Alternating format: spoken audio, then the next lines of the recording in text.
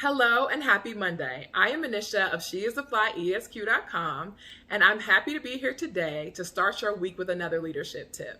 So last week we talked about strengths and weaknesses. We talked about leading from your strengths and acknowledging your weaknesses and asking for help where needed.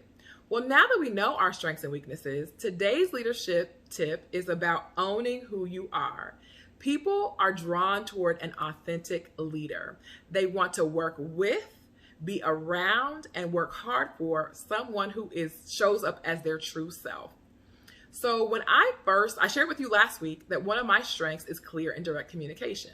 When I was first transitioning from a staff level leadership position to a supervisory leadership position, one of my colleagues shared that he was off put by my communication style. He was a more sensitive person, and direct communication was just something that wasn't what he was accustomed to and what he liked. So because of this feedback, I began to change my communication style. I began to try to cater to what I thought people wanted to see of me. So because I did that and I wasn't showing up as my authentic self, I was delivering messages that were very confusing. I felt very confused, and it just wasn't a good experience for myself or for my team.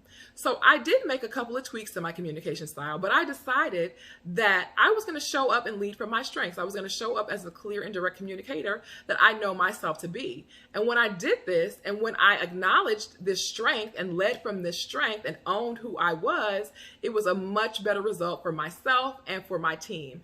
And today, my communication style is one of the things that I am most complimented on.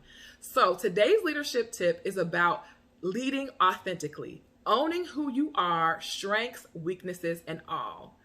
That's this week's leadership tip. Have a fabulous Monday and a wonderful week. And as always, stay fly.